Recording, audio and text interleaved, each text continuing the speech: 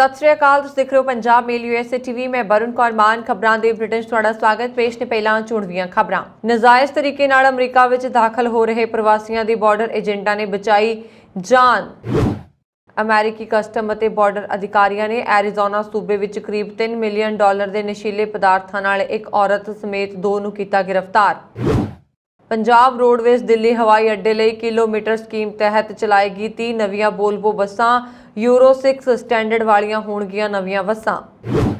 Corona महामारी राहत fund विचों गैर कानूनी ढंग नाल करोड़ां डॉलर लैण दा मामला। अमरीका दी गुप्त सेवा दे अधिकारियां ने 1.4 अरब डॉलर कीते जब्त। अमरीका च भारती औरत उपर हमले मगरों प्रवासियां च गुस्सा। अमरीकन एयरलाइंस ने भारती मूल के गणेश जयराम ਨੂੰ डिजिटल टैक्नोलॉजी के मुखी वजों किया नियुक्त। चीन ने अमरीकी कांग्रेस के मैंबरों के ताइवान दौरे ते जताया इतराज़। ते हुण इन्हां खबरां दा विस्तार ते कुछ होर खबरां।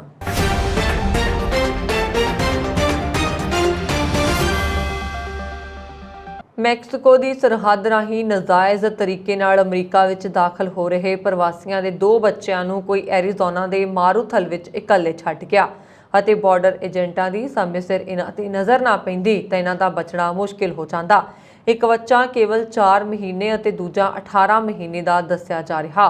कस्टम ਅਤੇ ਬਾਰਡਰ ਪੈਟਰੋਲ ਏਜੰਟਾਂ ने दस्सिया कि गश्त दौरान बच्चों के रोण की आवाज़ सुनाई दी ਤੇ ਜਦੋਂ अफसर मौके ਤੇ ਪੁੱਜੇ ਤਾਂ 18 महीने का बच्चा खड़ा सी, जबकि 4 महीने का बच्चा ਜ਼ਮੀਨ ਤੇ ਪਿਆ ਸੀ। इस दौरान एमरजेंसी मैडिकल टीम ਨੂੰ सद्दिया गया ਅਤੇ ਦੋਹਾਂ ਬੱਚਿਆਂ ਨੂੰ एरीजोना के सेंट हॉस्पिटल ਵਿੱਚ पहुंचा दिता गया। हस्पताल ਵਿੱਚ ਜਾਂਚ दौरान ਦੋਵੇਂ ਬੱਚੇ सेहत पक्षों ठीक सन, जिस मगरों इन्हां ਨੂੰ कस्टम्स ਅਤੇ ਬਾਰਡਰ ਪੈਟਰੋਲ ਏਜੰਟਾਂ ने सुपर्द कर दिता गया। टूसॉन सैक्टर के बार्डर पैट्रोल मुखी जोहन मॉडल ने दस्सिया कि मनुखी तस्करां वल्लों पैसे खातर प्रवासियों का शोषण किया जा रहा है। अमरीकी कस्टम ਅਤੇ ਬਾਰਡਰ अधिकारियों ने एक औरत ਅਤੇ ड्राइवर ਨੂੰ नशीले पदार्थ समेत गिरफ्तार किया है। अधिकारियों ने मैक्सीको के उत्तर वाले पासे तो तकरीबन 80 मील की दूरी ते गिला बेंड नां दे इलाके के नेड़े एक हाईवे उत्ते चिट्टे रंग की एक विनॉक्स गड्डी नूं जांच लई रोकिया सी, जिस नूं ड्राइवर चला रहा सी अते गड्डी विच औरत भी मौजूद सी। अधिकारियों ने जदों गड्डी की तलाशी लई तां उन्हां नूं बैग विचों काले रंग की टेप विच लपेटी हुई लगभग 200 पौंड फैंटानाइल मिले, जिसकी कीमत $3 मिलियन बनती है। अधिकारियों ने इसनूं जब्त कर लिया। सरहदी गश्ती एजेंटा ने उन्हां ड्राइवर अते औरत का नाम जारी नहीं किया। दोवां खिलाफ मामला दर्ज करके स्थानक पुलिस के हवाले कर दिता गया है। पंजाब रोडवेज मैनेजमेंट वालों सूबे के ਵੱਖ-ਵੱਖ हिस्सों तो इंदिरा गांधी अंतरराष्ट्रीय हवाई अड्डे नवी दिल्ली ਲਈ चलाउण वाली किलोमीटर स्कीम तहत 30 नवीं वोल्वो बसां शामिल कीतियां जाणगीਆਂ। नवीं वोल्वो बसां यूरो 6 स्टैंडर्ड वालियां होणगीਆਂ। दिल्ली सरकार वालों 1 अक्तूबर तो यूरो 4 ਵਪਾਰ वाहनां ते दिल्ली च दाखले ते पाबंदी के ऐलान तो बाद पंजाब रोडवेज नूं 30 नवीं वोल्वो का प्रबंध करने की व्यवस्था करनी पई है। पंजाब रोडवेज मैनेजमेंट वालों नवीं वोल्वो नूं 30 सितंबर तो पहला शामिल किया जाएगा तां जो इन्हां नूं 1 अक्तूबर तो रूट ते चलाया जा सके। पंजाब रोडवेज के फ्लाइट विच 30 नवीं वोल्वो बसां दे शामिल होने की पुष्टि पनबस के डायरैक्टर ने की है। पंजाब रोडवेज मैनेजमेंट 15 जून नूं पंजाब के ਵੱਖ-ਵੱਖ शहरों तो IGI एयरपोर्ट नवी दिल्ली तक 19 वोल्वो बसां चलाईयां जा रही ने। पंजाब रोडवेज के फ्लीट विच मौजूदा समय 54 वोल्वो बसां शामिल ने। ये सारियां यूरो 4 मापदंडां वालियां ने। वड्डी गिणती च यात्री पंजाब तो ਵੱਖ-ਵੱਖ शहरों तो IGI एयरपोर्ट नवी दिल्ली नूं जा रहे हैं ते अक्तूबर महीने तो पंजाब रोडवेज एयरपोर्ट वोल्वो ते यात्रियों की भारी भीड़ की संभावना है। पंजाब रोडवेज वोल्वो जलंधर तो एयरपोर्ट तक प्रति यात्री 1170 रुपए किराया वसूलिया जा रहा। पंजाब रोडवेज के बेड़े विच शामिल मौजूद 54 वोल्वो बस संस्थानां वल्लों ही खरीदियां गईयां सन। हालांकि हुण आर्थिक संकट का सामना कर रहे रोडवेज मैनेजमेंट लई यूरो 6 स्टैंडर्ड दीयां बसां खरीदना संभव नहीं सी। अमेरिका की सीक्रेट सर्विस के जांचकारां ने कोरोना वायरस महामारी राहत फंड विचों गैर कानूनी ढंग तरीके नाल अरबां डॉलर लैण के मामले विच कार्रवाई करदिआं हुण तक 1.4 अरब डॉलर जब्त किए ने। हाल ही विच 28.60 करोड़ डॉलर जब्त किए गए। गुप्त सेवा एजेंसी ने ऐलान किया कि उसके ओरलैंडो फ्लोरिडा के फील्ड दफ्तर ने साजिशकारां दा पर्दाफाश करदिआं पुष्टि की है। ਕਿ ਇਹਨਾਂ ਲੋਕਾਂ ਨੇ ਧੋਖਾਧੜੀ ਕਰਦਿਆਂ ਤੀਸਰੀ ਧਿਰ ਅਦਾਇਗੀ ਪ੍ਰਣਾਲੀ ਦੀ ਵਰਤੋਂ ਕੀਤੀ ਤੇ ਫੰਡਾਂ ਨੂੰ ਗੈਰ ਕਾਨੂੰਨੀ ਢੰਗ ਨਾਲ ਲੈਣ ਤੇ ਗੁਪਤ ਰੱਖਣ ਲਈ $15,000 ਤੋਂ ਵੱਧ ਖਾਤੇ ਲਏ। US ਸੀਕ੍ਰੇਟ ਸਰਵਿਸ ਨੇ 2 ਸਾਲ ਪਹਿਲਾਂ ਕੋਰੋਨਾ ਵਾਇਰਸ ਮਹਾਮਾਰੀ ਸ਼ੁਰੂ ਹੋਣ ਤੋਂ ਬਾਅਦ ਗਲਤ ਢੰਗ ਤਰੀਕੇ ਅਪਣਾ ਕੇ ਕੋਰੋਨਾ ਰਾਹਤ ਫੰਡ ਲੈਣ ਵਾਲੇ ਅਪਰਾਧੀਆਂ ਦਾ ਪਰਦਾਫਾਸ਼ ਕਰਨ ਲਈ ਲੰਬੀ ਜਾਂਚ ਪੜਤਾਲ ਕੀਤੀ। ਏਜੰਸੀ ਦੇ ਅਨੁਸਾਰ ਹੁਣ ਤੱਕ $1.4 ਅਰਬ ਜ਼ਬਤ ਕੀਤੇ ਜਾ ਚੁੱਕੇ ਨੇ, ਜਦਕਿ ਅੰਦਾਜ਼ਨ $2.3 ਅਰਬ ਸਟੇਟ ਅਨਐਮਪਲੋਇਮੈਂਟ ਇੰਸ਼ੋਰੈਂਸ ਪ੍ਰੋਗਰਾਮ ਨੂੰ ਵਾਪਸ ਕਰਵਾਉਣ ਵਿੱਚ ਸਹਾਇਤਾ ਕੀਤੀ। ਏਜੰਸੀ ਦੇ ਅਨੁਸਾਰ ਕੁੱਲ 4000 ਮਾਮਲਿਆਂ ਦੀ ਜਾਂਚ ਕੀਤੀ ਗਈ ਹੈ। US ਸੀਕ੍ਰੇਟ ਸਰਵਿਸ ਦਫ਼ਤਰ ਦੇ ਸਹਾਇਕ ਡਾਇਰੈਕਟਰ ਡੇਵਿਡ ਸਮਿਥ ਨੇ ਕਿਹਾ ਕਿ ਪਿਛਲੇ 3 ਮਹੀਨਿਆਂ ਦੌਰਾਨ ਚੋਰੀ ਅਤੇ ਤਕਰੀਬਨ $2.3 ਅਰਬ ਵਾਪਸ ਕਰਵਾਉਣ ਵਿੱਚ ਸਹਾਇਤਾ ਕਰਕੇ ਏਜੰਸੀ ਨੇ ਅਮਰੀਕਾ ਵਿੱਚ ਕਾਰੋਬਾਰ ਨੂੰ ਪਟੜੀ ਤੇ ਰੱਖਣ ਪ੍ਰਤੀ ਆਪਣੀ ਵਚਨਬੱਧਤਾ ਤੇ ਦ੍ਰਿੜਤਾ ਦਾ ਪ੍ਰਗਟਾਵਾ ਕੀਤਾ ਹੈ। ਉਹਨਾਂ ਨੇ ਜਾਰੀ ਇੱਕ ਬਿਆਨ ਵਿੱਚ ਕਿਹਾ ਕਿ ਸੀਕ੍ਰੇਟ ਸਰਵਿਸ ਦੇਸ਼ਾਂ ਦੀ ਵਿੱਤੀ ਪ੍ਰਣਾਲੀ ਦੀ ਸੁਰੱਖਿਆ ਪ੍ਰਤੀ ਸਮਰਪਿਤ ਹੈ। ਇਸ ਨੂੰ ਕਿਸੇ ਵੀ ਕੀਮਤ ਤੇ ਆਂਚ ਨਹੀਂ ਆਉਣ ਦਿੱਤੀ ਜਾਏਗੀ ਤੇ ਦੋਸ਼ੀਆਂ ਨੂੰ ਹਰ ਹਾਲਤ ਵਿੱਚ ਕਟਹਿਰੇ ਵਿੱਚ ਖੜਾ ਕੀਤਾ ਜਾਏਗਾ। ਅਮਰੀਕਾ ਦੇ ਟੈਕਸਸ ਸੂਬੇ ਵਿੱਚ ਭਾਰਤੀ ਔਰਤਾਂ ਉੱਪਰ ਨਸਲੀ ਹਮਲੇ ਕਾਰਨ ਸਮੂਹ ਪ੍ਰਵਾਸੀਆਂ ਵਿੱਚ ਗੁੱਸੇ ਦੀ ਲਹਿਰ ਹੈ ਅਤੇ ਦੋਸ਼ੀ ਔਰਤ ਨੂੰ ਸਖਤ ਤੋਂ ਸਖਤ ਸਜ਼ਾ ਦਿੱਤੇ ਜਾਣ ਦੀ ਵਕਾਲਤ ਕੀਤੀ ਜਾ ਰਹੀ ਹੈ। ਭਾਰਤੀ ਮੂਲ ਦੀ ਸੰਸਦ ਮੈਂਬਰ ਪ੍ਰੈਮਿਲਾ ਜੈਪਾਲ ਨੇ ਕਿਹਾ ਕਿ ਡੈਲਸ ਸ਼ਹਿਰ ਵਿੱਚ ਹੋਏ ਹਮਲੇ ਨੇ ਏਸ਼ੀਆਈ ਲੋਕਾਂ ਪ੍ਰਤੀ ਨਫ਼ਰਤ ਉਭਾਰ ਕੇ ਪੇਸ਼ ਕੀਤੀ ਹੈ ਜੋ ਬਿਲਕੁਲ ਵੀ ਬਰਦਾਸ਼ਤ ਨਹੀਂ ਕੀਤੀ ਜਾ ਸਕਦੀ। ਕੇਵਲ ਭਾਰਤੀ ਮੂਲ ਦੇ ਪ੍ਰਵਾਸੀਆਂ ਵੱਲੋਂ ਇਸ ਹਮਲੇ ਦੀ ਨਿਖੇਧੀ ਨਹੀਂ ਕੀਤੀ ਜਾ ਸਕੀ, ਸਗੋਂ ਵੱਖ-ਵੱਖ ਮੁਲਕਾਂ ਤੋਂ ਆਏ ਪ੍ਰਵਾਸੀ ਇਸ ਦਾ ਵਿਰੋਧ ਕਰ ਰਹੇ ਨੇ। ਇੰਡੀਅਨ ਅਮਰੀਕਨ ਇੰਪੈਕਟ ਦੇ ਕਾਰਜਕਾਰੀ ਡਾਇਰੈਕਟਰ ਨੀਲ ਮਖੀਜ਼ਾ ਨੇ ਕਿਹਾ ਕਿ ਸਾਊਥ ਏਸ਼ੀਅਨ ਭਾਈਚਾਰੇ ਦੀਆਂ ਔਰਤਾਂ ਨਾਲ ਵਾਪਰੀ ਘਟਨਾ ਨੂੰ ਹਲਕੇ ਤੌਰ ਤੇ ਨਹੀਂ ਲਿਆ ਜਾਣਾ ਚਾਹੀਦਾ। ਇੱਕ ਹੋਰ ਭਾਰਤੀ ਅਮਰੀਕੀ ਨੂੰ ਅਮਰੀਕਾ ਵਿੱਚ ਇੱਕ ਅਹਿਮ ਅਹੁਦਾ ਮਿਲਿਆ ਅਤੇ ਉਸਨੇ ਇੱਕ ਪ੍ਰਮੁੱਖ ਅਮਰੀਕੀ 에ਅਰਲਾਈਨ ਦੇ ਵਿੱਚ ਜਗ੍ਹਾ ਬਣਾਈ। ਇਸ ਹਫ਼ਤੇ ਅਮਰੀਕਨ 에ਅਰਲਾਈਨਸ ਨੇ ਸ਼ਿਕਾਗੋ ਤੋਂ ਭਾਰਤੀ ਮੂਲ ਦੇ ਗਣੇਸ਼ ਜੈਰਾਮ ਨੂੰ ਆਪਣੇ ਅਗਲੇ ਡਿਜੀਟਲ ਟੈਕਨੋਲੋਜੀ ਦੇ ਮੁਖੀ ਵਜੋਂ ਨਿਯੁਕਤ ਕਰਨ ਦੀ ਪੁਸ਼ਟੀ ਕੀਤੀ ਹੈ। ਉਹ 1 ਸਤੰਬਰ ਤੋਂ ਪ੍ਰਭਾਵੀ ਉੱਤਰੀ ਅਮਰੀਕਾ ਦੀ ਸਭ ਤੋਂ ਵੱਡੀ ਅੰਤਰਰਾਸ਼ਟਰੀ ਕੈਰੀਅਰ ਅਮਰੀਕਨ 에ਅਰਲਾਈਨਸ ਦੇ ਮੁਖੀ ਡਿਜੀਟਲ ਅਤੇ ਸੂਚਨਾ ਅਧਿਕਾਰੀ ਵਜੋਂ CEO ਰੌਬਰਟ ਆਈਸੋਮ ਨੂੰ ਰਿਪੋਰਟ ਕਰੇਗਾ। ਫੋਰਟ ਵਰਥ ਟੈਕਸਾਸ ਵਿੱਚ ਹੈੱਡਕੁਆਰਟਰ ਵਾਲੀ 에ਅਰਲਾਈਨ ਦੇ ਵਿੱਚ ਇਹ 2 ਪਹਿਲੇ ਭਾਰਤੀ ਅਮਰੀਕੀ ਨੇ। ਅਮਰੀਕਨ 에ਅਰਲਾਈਨਸ ਦੇ ਮੁੱਖ ਵਪਾਰਕ ਅਫਸਰ ਵਜੋਂ ਵਾਸਤੂ ਰਾਜਾ 에ਅਰਲਾਈਨ ਦੇ ਮਾਲੀਆ ਪ੍ਰਬੰਧਨ, ਗਲੋਬਲ ਨੈਟਵਰਕ, ਫਲੀਟ ਅਪਗ੍ਰੇਡ, ਵਫਾਦਾਰੀ ਪ੍ਰੋਗਰਾਮ, ਭਾਈਵਾਲੀ ਅਤੇ ਗਲੋਬਲ ਗੱਠਜੋੜ ਦੀ ਅਗਵਾਈ ਕਰਦੇ ਨੇ ਅਤੇ ਉਸ ਨੂੰ ਚੀਫ ਰੈਵਨਿਊ ਅਫਸਰ ਦੇ ਅਹੁਦੇ ਤੋਂ ਤਰੱਕੀ ਦਿੱਤੀ ਗਈ ਸੀ ਕਿ ਉਸਨੇ ਜੂਨ 2020 ਤੋਂ ਦਸੰਬਰ 2021 ਤੱਕ ਸੇਵਾ ਕੀਤੀ। ਭਾਰਤੀ ਮੂਲ ਦੇ ਗਣੇਸ਼ ਜੈਰਾਮ ਅਮਰੀਕੀ 에ਅਰਲਾਈਨਸ ਵਿੱਚ ਸ਼ਾਮਲ ਹੋਏ, ਖਾਸ ਤੌਰ ਤੇ ਜਦੋਂ US ਹਵਾਬਾਜ਼ੀ ਨੂੰ ਸਟਾਫ ਦੀ ਗੰਭੀਰ ਘਾਟ ਦਾ ਸਾਹਮਣਾ ਕਰਨਾ ਪੈ ਰਿਹਾ, ਜਿਸ ਨਾਲ ਸੰਚਾਲਨ ਵਿੱਚ ਦੇਰੀ, ਫਲਾਈਟ ਰੱਦ, ਰੂਟ ਮੁਅੱਤਲ ਅਤੇ ਗਾਹਕ ਅਸੰਤੁਸ਼ਟ ਨਹੀਂ ਹਨ।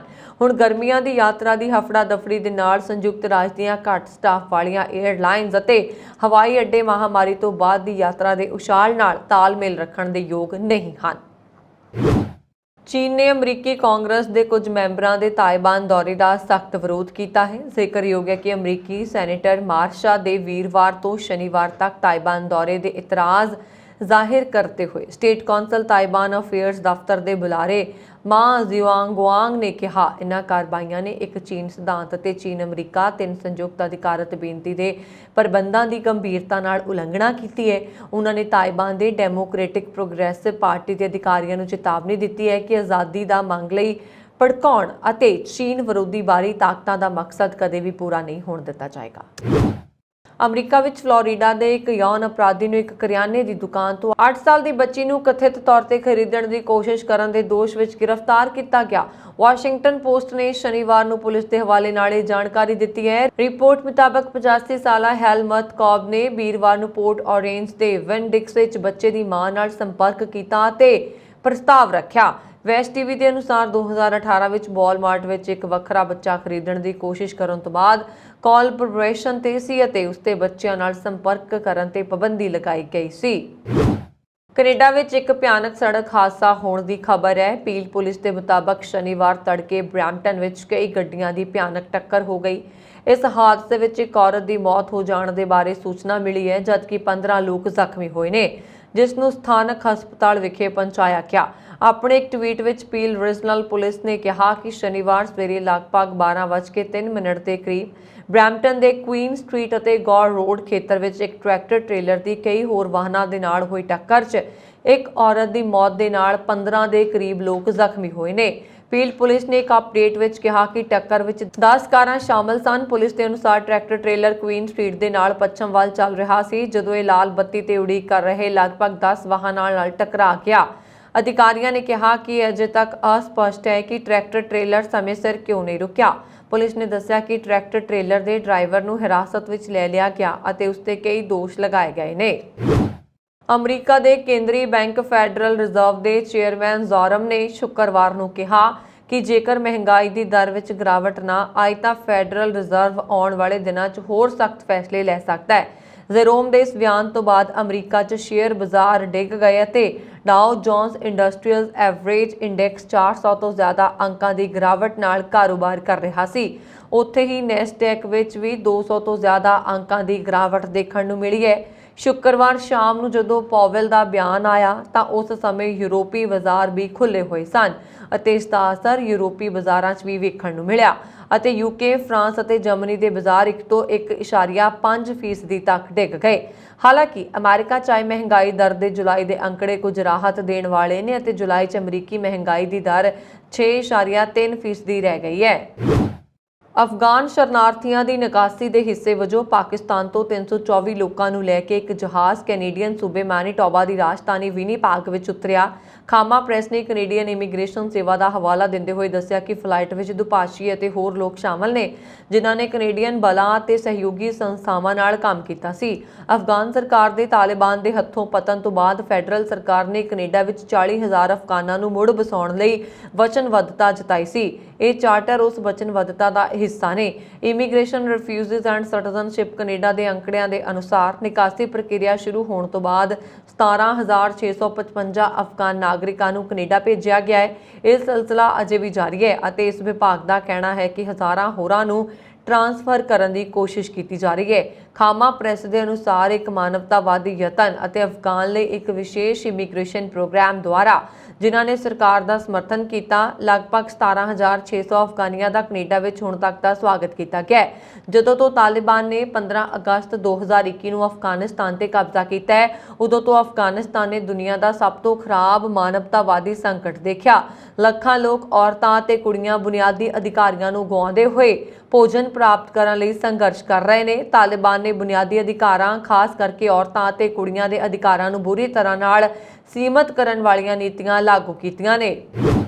ਪਾਕਿਸਤਾਨੀ ਅਮਰੀਕੀ ਭਾਈਚਾਰੇ ਦੇ ਨੇਤਾਵਾਂ ਨੇ ਪ੍ਰਧਾਨ ਮੰਤਰੀ ਫੰਡ ਵਿੱਚ ਦਾਨ ਦੇਣ ਦੀ ਸਰਕਾਰ ਦੀ ਅਪੀਲ ਦੇ ਖਿਲਾਫ ਚੇਤਾਵਨੀ ਦਿੱਤੀ ਹੈ। ਉਹਨਾਂ ਨੇ ਕਿਹਾ ਕਿ ਇਹ ਪਾਰਟੀ ਰਾਜਨੀਤੀ ਦਾ ਸਮਾਂ ਨਹੀਂ ਹੈ। ਪਾਕਿਸਤਾਨ ਤਹਿਰੀਕ-ਏ-ਇਨਸਾਫ ਦੇ ਵਾਸ਼ਿੰਗਟਨ ਵਰਜੀਨੀਆ ਚੈਪਟਰ ਦੇ ਮੁਖੀ ਜਾਨੀ ਬਸ਼ੀਰ ਨੇ ਕਿਹਾ, ਨਹੀਂ, ਇਹ ਪੱਖਪਾਤੀ ਰਾਜਨੀਤੀ ਦਾ ਸਮਾਂ ਨਹੀਂ ਹੈ। ਉਸਨੇ 2005 ਦੇ ਭੂਚਾਲ ਨੂੰ ਯਾਦ ਕੀਤਾ ਜਿੱਥੇ ਵੱਡੇ ਵਾਸ਼ਿੰਗਟਨ ਖੇਤਰ ਦੇ ਭਾਈਚਾਰੇ ਨੇ ਪਾਕਿਸਤਾਨ ਨੂੰ ਮਾਲ ਦੇ 2 ਕੰਟੇਨਰ ਭੇਜੇ ਸਨ ਅਤੇ ਅਸੀਂ ਅਜਿਹਾ ਕਰਨ ਲਈ ਦੁਬਾਰਾ ਤਿਆਰ ਹਾਂ। ਇਹ ਉਦੋਂ ਆਉਂਦਾ ਹੈ ਜਦੋਂ ਪਾਕਿਸਤਾਨ ਸਰਕਾਰ ਨੇ ਪਾਕਿਸਤਾਨੀ ਅਮਰੀਕੀ ਭਾਈਚਾਰੇ ਨੂੰ ਦੇਸ਼ ਭਰ ਵਿੱਚ ਮੀਂਹ ਅਤੇ ਹੜ੍ਹ ਪੀੜਤਾਂ ਦੀ ਮਦਦ ਕਰਨ ਦੀ ਅਪੀਲ ਕੀਤੀ ਸੀ, ਜਦੋਂ ਕਿ ਭਾਈਚਾਰੇ ਦੇ ਨੇਤਾਵਾਂ ਨੇ ਲੋਕਾਂ ਨੂੰ ਇਸ ਕੁਦਰਤੀ ਆਫਤ ਦੌਰਾਨ ਪਾਰਟੀ ਰਾਜਨੀਤੀ ਤੋਂ ਉੱਪਰ ਉੱਠਣ ਲਈ ਕਿਹਾ ਸੀ। ਡਾਕਟਰ ਖਾਲਿਦ ਅਬਦੁੱਲਾ, ਜੋ ਕਿ ਫਿਜ਼ੀਸ਼ੀਅਨਸ ਫਾਰ ਸੋਸ਼ਲ ਰਿਸਪੌਂਸਿਬਿਲਿਟੀ ਨਾਮਕ ਇੱਕ ਅੰਤਰਰਾਸ਼ਟਰੀ ਸੰਸਥਾ ਦੇ ਵਾਸ਼ਿੰਗਟਨ ਚੈਪਟਰ ਦੇ ਮੁਖੀ ਨੇ ਤੁਰੰਤ ਰਾਹਤ ਤੇ ਧਿਆਨ ਕੇਂਦਰਿਤ ਕਰਨ ਅਤੇ ਅਜਿਹੀਆਂ ਆਫਤਾਂ ਨਾਲ ਨਜਿੱਠਣ ਲਈ ਸਾਡੀ ਸਮਰੱਥਾ ਵਧਾਉਣ ਦਾ ਸੁਝਾਅ ਦਿੱਤਾ।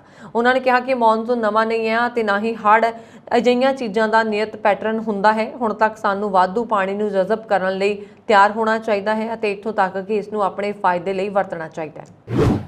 ਪਾਕਿਸਤਾਨ ਸਰਕਾਰ ਨੇ ਦੇਸ਼ ਦੇ ਵੱਖ-ਵੱਖ ਹਿੱਸਿਆਂ ਦੇ ਹੜ੍ਹਾਂ ਨਾਲ ਪ੍ਰਭਾਵਿਤ ਹੋਣ ਤੋਂ ਬਾਅਦ ਬਚਾਅ ਅਤੇ ਰਾਹਤ ਕਾਰਜਾਂ ਲਈ ਫੌਜ ਨੂੰ ਬੁਲਾਉਣ ਦਾ ਫੈਸਲਾ ਕੀਤਾ। ਗ੍ਰਹਿ ਮੰਤਰੀ ਰਾਣਾ ਸਨਾਉੱਲਾ ਨੇ ਸ਼ਨੀਵਾਰ ਨੂੰ ਇਹ ਜਾਣਕਾਰੀ ਦਿੱਤੀ। ਇੱਕ ਦਹਾਕੇ ਤੋਂ ਵੱਧ ਸਮੇਂ ਬਾਅਦ ਦੇਸ਼ ਵਿੱਚ ਹੜ੍ਹ ਦੀ ਅਜਿਹੀ ਸਥਿਤੀ ਪੈਦਾ ਹੋਈ ਹੈ ਜਿਸ ਨਾਲ 3 ਕਰੋੜ ਤੋਂ ਵੱਧ ਲੋਕ ਪ੍ਰਭਾਵਿਤ ਹੋਏ ਨੇ। ਨੈਸ਼ਨਲ ਡਿਜ਼ਾਸਟਰ ਮੈਨੇਜਮੈਂਟ ਅਥਾਰਟੀ ਮੁਤਾਬਕ ਪਾਕਿਸਤਾਨ ਹੜ੍ਹ ਕਾਰਨ ਹੁਣ ਤੱਕ 982 ਲੋਕਾਂ ਦੀ ਮੌਤ ਹੋ ਚੁੱਕੀ ਹੈ ਤੇ ਪਿਛਲੇ 24 ਘੰਟਿਆਂ 'ਚ 45 ਲੋਕਾਂ ਦੀ ਮੌਤ ਹੋ ਚੁੱਕੀ ਹੈ। ਗ੍ਰਹਿ ਮੰਤਰੀ ਸਨਾਉल्ला ਨੇ ਕਿਹਾ ਕਿ ਇੱਕ ਦਹਾਕੇ ਤੋਂ ਵੱਧ ਸਮੇਂ ਬਾਅਦ ਅਜਿਹੀ ਹੜ੍ਹ ਦੀ ਸਥਿਤੀ ਪੈਦਾ ਹੋਈ ਹੈ ਤੇ ਹਥਿਆਰਬੰਦ ਬਲਾਂ ਨੂੰ ਤਾਇਨਾਤ ਕੀਤਾ ਜਾ ਰਿਹਾ। ਉਹਨਾਂ ਨੇ ਕਿਹਾ ਕਿ ਫੌਜ ਨੂੰ ਸੰਵਿਧਾਨ ਦੀ ਧਾਰਾ 245 ਤਹਿਤ ਬੁਲਾਇਆ ਜਾ ਰਿਹਾ, ਜਿਸ ਮੁਤਾਬਕ ਸਰਕਾਰ ਐਮਰਜੈਂਸੀ ਦੌਰਾਨ ਨਾਗਰਿਕਾਂ ਦੀ ਮਦਦ ਲਈ ਫੌਜ ਬੁਲਾ ਸਕਦੀ ਹੈ। ਸ਼ੁੱਕਰਵਾਰ ਨੂੰ ਜਾਰੀ ਇੱਕ ਅਧਿਕਾਰਤ ਨੋਟੀਫਿਕੇਸ਼ਨ ਵਿੱਚ ਕਿਹਾ ਗਿਆ ਕਿ ਫੌਜਾਂ ਦੀ ਗਿਣਤੀ ਅਤੇ ਤਾਇਨਾਤੀ ਦੇ ਖੇਤਰ ਦਾ ਫੈਸਲਾ ਸੰਬੰਧਤ ਸੂਬਾਈ ਸਰਕਾਰ ਫੌਜ ਦੇ ਹੈੱਡਕੁਆਰਟਰ ਨਾਲ ਸਲਾਹ ਮਸ਼ਵਰਾ ਕਰਕੇ ਕਰੇਗੀ। ਦੇਸ਼ ਦਾ ਬੁਨਿਆਦੀ ਢਾਂਚਾ ਹੜ੍ਹਾਂ ਨਾਲ ਬੁਰੀ ਤਰ੍ਹਾਂ ਪ੍ਰਭਾਵਿਤ ਹੋਇਆ ਤੇ NDMA ਦੇ ਅਨੁਸਾਰ 3161 ਕਿਲੋਮੀਟਰ ਸੜਕਾਂ ਨੁਕਸਾਨੀਆਂ ਗਈਆਂ ਨੇ, 149 ਪੁਲ ਰੁੜ ਗਏ ਨੇ ਅਤੇ 6,82,139 ਘਰ ਅਸ਼ੰਕ ਜਾਂ ਪੂਰੀ ਤਰ੍ਹਾਂ ਨੁਕਸਾਨੇ ਗਏ ਨੇ।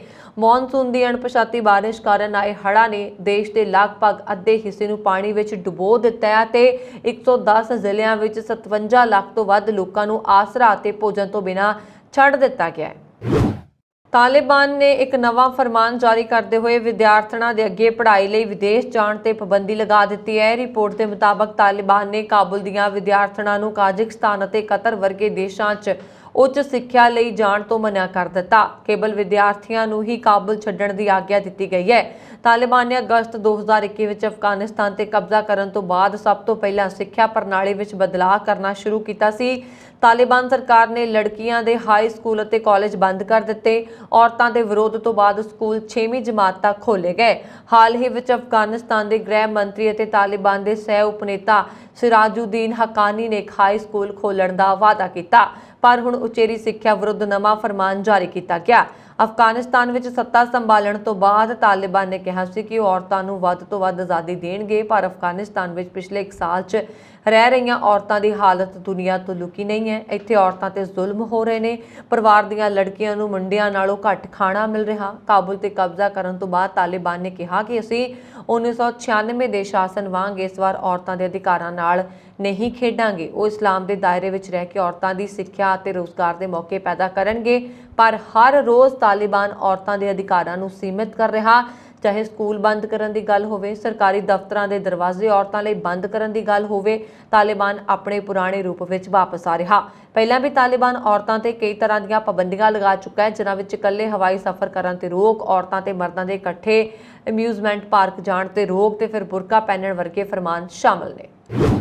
ਰੂਸ ਦੇ ਰਾਸ਼ਟਰਪਤੀ ਵਲਾਦੀਮੀਰ ਪੁਤਿਨ ਨੇ ਯੂਕਰੇਨ ਤੋਂ ਆਉਣ ਵਾਲੇ ਲੋਕਾਂ ਲਈ ਵਿੱਤੀ ਸਹਾਇਤਾ ਦਾ ਐਲਾਨ ਕੀਤਾ ਹੈ। ਸ਼ਨੀਵਾਰ ਨੂੰ ਇੱਕ ਸਰਕਾਰੀ ਫਰਮਾਨ ਤੇ ਦਸਤਖਤ ਕਰਦੇ ਹੋਏ ਪੁਤਿਨ ਨੇ ਸੰਬੰਧਿਤ ਵਿਭਾਗ ਨੂੰ ਯੂਕਰੇਨ ਛੱਡਣ ਵਾਲੇ ਲੋਕਾਂ ਦੀ ਮਦਦ ਕਰਨ ਦੇ ਆਦੇਸ਼ ਦਿੱਤੇ। ਇਸ ਤਹਿਤ ਯੂਕਰੇਨ ਦੇ ਖੇਤਰ ਤੋਂ ਰੂਸ ਆਉਣ ਵਾਲੇ ਲੋਕਾਂ ਲਈ ਵਿੱਤੀ ਸਹਾਇਤਾ ਸ਼ੁਰੂ ਕੀਤੀ ਗਈ ਹੈ, ਜਿਸ ਵਿੱਚ ਪੈਨਸ਼ਨ, ਗਰਭਵਤੀ ਔਰਤਾਂ ਤੇ ਅਪਾਹਜ ਸ਼ਾਮਲ ਨੇ। ਇੱਕ ਸਰਕਾਰੀ ਪੋਰਟਲ ਤੇ ਪ੍ਰਕਾਸ਼ਿਤ ਫਰਮਾਨ ਅਨੁਸਾਰ 18 ਫਰਵਰੀ ਤੋਂ ਯੂਕਰੇਨੀ ਖੇਤਰ ਛੱਡ ਕੇ ਰੂਸ ਵਿੱਚ ਸ਼ਰਨ ਲੈਣ ਵਾਲੇ ਲੋਕਾਂ ਲਈ 10,000 ਰੂਬਲ ਮਹੀਨਾਵਾਰ ਪੈਨਸ਼ਨ ਦੀ ਅਦਾਇਗੀ ਦਾ ਪ੍ਰਬੰਧ ਕੀਤਾ ਗਿਆ। ਅਪਾਹਜਤਾ ਵਾਲੇ ਲੋਕ ਵੀ ਉਸੇ ਮਾਸਿਕ ਸਹਾਇਤਾ ਲਈ ਯੋਗ ਹੋਣਗੇ, ਜਦੋਂ ਕਿ ਗਰਭਵਤੀ ਔਰਤਾਂ ਇੱਕ ਮੁਸ਼ਤ ਲਾਭ ਦੀਆਂ ਹੱਕਦਾਰ ਨੇ। ਇਹ ਰਕਮ ਭਾਰਤੀ ਰੁਪਏ ਵਿੱਚ ਲਗਭਗ 13,500 ਹੈ। ਫਰਮਾਨ ਵਿੱਚ ਕਿਹਾ ਗਿਆ ਕਿ ਭੁਗਤਾਨ ਯੂਕਰੇਨ ਦੇ ਨਾਗਰਿਕਾਂ ਅਤੇ ਸਵੈ ਘੋਸ਼ਿਤ ਡੋਨੇਸਟਕ ਅਤੇ ਲੁਹਾਨਸਕ ਪੀਪਲਜ਼ ਰਿਪਬਲਿਕਸ ਨੂੰ ਕੀਤਾ ਜਾਏਗਾ। ਮਹਿੰਗਾਈ ਦੀ ਮਾਰ ਝੱਲਣੀ ਜ਼ਿਆਦਾਤਰ ਕੈਨੇਡਾ ਵਾਸੀਆਂ ਲਈ ਮੁਸ਼ਕਿਲ ਹੋ ਗਈ ਹੈ ਅਤੇ ਆਪਣਾ ਖਰਚਾ ਚਲਾਉਣ ਲਈ ਉਹ ਕਰਜ਼ਾ ਲੈਣ ਵਾਸਤੇ ਮਜਬੂਰ ਹੋ ਰਹੇ ਨੇ। ਇੱਕ ਤਾਜ਼ਾ ਸਰਵੇਖਣ ਵਿੱਚ ਦਾਅਵਾ ਕੀਤਾ ਗਿਆ ਹੈ ਕਿ ਮਹਿੰਗਾਈ ਕਾਰਨ ਵਧੇ ਖਰਚਿਆਂ ਨਾਲ ਨਜਿੱਠਣ ਲਈ ਪਿਛਲੇ ਸਮੇਂ ਦੌਰਾਨ 73 ਲੱਖ ਕੈਨੇਡਾ ਵਾਸੀਆਂ ਨੇ ਕਰਜ਼ਾ ਲਿਆ। CTV ਵੱਲੋਂ ਪ੍ਰਕਾਸ਼ਿਤ ਸਰਵੇਖਣ ਮੁਤਾਬਕ 18 ਸਾਲ ਤੋਂ ਵੱਧ ਉਮਰ ਵਾਲੇ ਜ਼ਿਆਦਾਤਰ ਕੈਨੇਡੀਅਨ ਮਹਿੰਗਾਈ ਮਾਰ ਝੱਲਣ ਵਿੱਚ ਸਫਲ ਰਹੇ ਅਤੇ ਖਰਚਿਆਂ ਨੂੰ ਕੰਟਰੋਲ ਕਰਨਾ ਵੀ ਮੁਸ਼ਕਿਲ ਹੋ ਗਿਆ। ਇਨ੍ਹਾਂ ਹਾਲਾਤਾਂ ਵਿੱਚ ਆਮਦਨ ਅਤੇ ਖਰਚੇ ਦਾ ਖੱਪ ਵੱਧ ਗਿਆ ਅਤੇ ਹੁਣ ਇਸ ਨੂੰ ਖਤਮ ਕਰਨ ਵਾਸਤੇ ਕਰਜ਼ੇ ਦਾ ਸਹਾਰਾ ਲੈਣਾ ਪੈ ਰਿਹਾ। ਪਰ ਆਉਣ ਵਾਲੇ ਸਮੇਂ ਦੌਰਾਨ ਮਹਿੰਗਾਈ ਲਗਾਤਾਰ ਉੱਚੀ ਰਹਿਣ ਦੀ ਸੂਰਤ ਵਿੱਚ ਕਰਜ਼ੇ ਦੀਆਂ ਕਿਸ਼ਤਾਂ ਮੋੜਨੀਆਂ ਵੀ ਮੁਸ਼ਕਲ ਹੋ ਸਕਦੀਆਂ ਨੇ ਅਤੇ ਹਾਲਾਤ ਸੁਖਾਲੇ ਹੋਣ ਦੀ ਬਜਾਏ ਹੋਰ ਗੁੰਝਲਦਾਰ ਹੋ ਸਕਦੇ ਨੇ। ਮਾਮੂਲੀ ਰਾਹਤ ਮਗਰੋਂ ਅੰਟਾਰੀਓ ਵਿੱਚ ਗੈਸੋਲੀਨ ਦਾ ਭਾਅ 30 ਸੈਂਟ ਪ੍ਰਤੀ ਲੀਟਰ ਵਧਣ ਬਾਰੇ ਪੇਸ਼ੀਨਗੋਈ ਕੀਤੀ ਗਈ ਹੈ। ਤੇਲ ਕੀਮਤਾਂ ਦੇ ਜਾਣਕਾਰਾਂ ਨੇ ਕਿਹਾ ਕਿ ਕੈਨੇਡਾ ਦੇ ਕਈ ਇਲਾਕਿਆਂ ਵਿੱਚ ਮੌਸਮ ਬਦਲਣਾ ਸ਼ੁਰੂ ਹੋ ਗਿਆ ਤੇ ਜਿਉਂ-ਜਿਉਂ ਠੰਡ ਵਧੇਗੀ ਡੀਜ਼ਲ ਦੀ ਕੀਮਤ ਵੀ ਉੱਪਰ ਵੱਲ ਜਾਏਗੀ। शुक्रवार ਨੂੰ ओंटारियो ਵਿੱਚ $1.54 प्रति लीटर ਦੇ ਹਿਸਾਬ ਨਾਲ ਤੇਲ ਵਿਕਿਆ, ਜੋ ਕੀਮਤਾਂ ਦੇ ਮਾਮਲੇ ਵਿੱਚ ਪਿਛਲੇ 6 ਮਹੀਨੇ ਦਾ ਹੇਠਲਾ ਪੱਧਰ ਮੰਨਿਆ ਜਾ ਰਿਹਾ। ਪਰ ਇਹ ਰਾਹਤ ਬਹੁਤ ਸਮਾਂ ਨਹੀਂ ਮਿਲਣੀ। ਇੱਥੇ ਦੱਸਣਾ ਬਣਦਾ ਹੈ ਕਿ ਜੂਨ ਵਿੱਚ ਤੇਲ ਦਾ ਭਾਅ $2.15 ਪ੍ਰਤੀ ਲੀਟਰ ਤੱਕ ਚੜ੍ਹ ਗਿਆ ਸੀ ਅਤੇ ਕੈਨੇਡਾ ਦੇ ਕਈ ਹਿੱਸਿਆਂ ਵਿੱਚ ਇਹ $2.25 ਪ੍ਰਤੀ ਲੀਟਰ ਵੀ ਦਰਜ ਕੀਤਾ ਗਿਆ। ਭਾਰਤੀ ਫੌਜ ਦੇ 76 ਸਾਲਾ ਸੇਵਾ ਮੁਕਤ ਕਰਨਲ ਹਰਨੇਕ ਸਿੰਘ ਤੂਰ ਨੇ ਕੈਨੇਡਾ ਵਿੱਚ ਹੋਏ ਐਥਲੈਟਿਕਸ ਮੁਕਾਬਲੇ ਵਿੱਚ 8 ਤਮਗੇ ਜਿੱਤ ਕੇ ਇਤਿਹਾਸ ਰਚਿਆ। ਸਾਰੇ ਵਿੱਚ ਹੋਏ British Columbia masters track and field championship ਦੇ ਐਥਲੈਟਿਕਸ ਮੁਕਾਬਲਿਆਂ ਵਿੱਚ ਕੁੱਲ 70 ਖਿਡਾਰੀਆਂ ਨੇ ਹਿੱਸਾ ਲਿਆ। ਹਰਨੇਕ ਸਿੰਘ ਨੇ ਇਹਨਾਂ ਮੁਕਾਬਲਿਆਂ ਵਿੱਚ ਪਹਿਲਾ ਸਥਾਨ ਹਾਸਲ ਕੀਤਾ। ਉਹਨਾਂ ਨੇ 75 ਤੋਂ 79 ਉਮਰ ਵਰਗ ਦੇ ਹੈਂਪਰ ਥਰੋ, ਜਾਵਲਿਨ, ਸ਼ਾਟਪੁੱਟ, ਸੁਪਰ ਵੇਟ, ਲੰਬੀ ਛਾਲ ਅਤੇ ਟ੍ਰਿਪਲ ਜੰਪ ਮੁਕਾਬਲਿਆਂ ਵਿੱਚ ਹਿੱਸਾ ਲਿਆ ਸੀ। ਹਰਨੇਕ ਸਿੰਘ ਜਗਰਾਉਂ ਨੇੜਲੇ ਪਿੰਡ ਕੋਠੇ ਸ਼ੇਰ ਜੰਗ ਸਿੰਘ ਲਾਲ ਨਾਲ ਸੰਬੰਧ ਰੱਖਦੇ ਨੇ। ਭਾਰਤੀ ਫੌਜ ਵਿੱਚ ਰਹਿੰਦਿਆਂ ਉਹ ਸਿੱਖ ਰੈਜੀਮੈਂਟ ਰਾਮਗੜ੍ਹ ਦੇ ਕਮਾਂਡੈਂਟ ਵੀ ਰਹੇ। ਕਰਨਲ ਦੇ ਅਹੁਦੇ ਤੋਂ ਸੇਵਾ ਮੁਕਤ ਹੋਣ ਮਗਰੋਂ ਉਹ 2012 ਵਿੱਚ ਕੈਨੇਡਾ ਚਲੇ ਗਏ ਸਨ। ਜ਼ਮੀਨ ਤੋਂ 30,000 ਫੁੱਟ ਦੀ ਉਚਾਈ ਤੇ ਉੱਡ ਰਹੇ ਜਹਾਜ਼ ਦੇ ਯਾਤਰੀ ਉਸ ਸਮੇਂ ਡਰ ਗਏ ਜਦੋਂ ਉਹਨਾਂ ਦਾ ਪਾਇਲਟ ਕਥਿਤ ਤੌਰ ਤੇ ਬੇਹੋਸ਼ ਹੋ ਗਿਆ। ਕਿਸੇ ਅਣਸੁਖਾਵੀ ਘਟਨਾ ਤੋਂ ਬਚਣ ਲਈ ਕੋ ਪਾਇਲਟ ਨੂੰ ਜਹਾਜ਼ ਦੀ ਐਮਰਜੈਂਸੀ ਲੈਂਡਿੰਗ ਕਰਨੀ ਪਈ। 23 ਅਗਸਤ ਨੂੰ ਜੈਟ 2 ਦੀ ਫਲਾਈਟ ਬਰਮਿੰਗਮ 에ਅਰਪੋਰਟ ਤੋਂ ਤੁਰਕੀ ਦੇ ਅੰਟਾਲੀਆ ਜਾ ਰਹੀ ਸੀ, ਪਰ ਅਚਾਨਕ ਉਸ ਨੂੰ ਗ੍ਰੀਸ ਵਿੱਚ ਲੈਂਡ ਕਰਨਾ ਪਿਆ।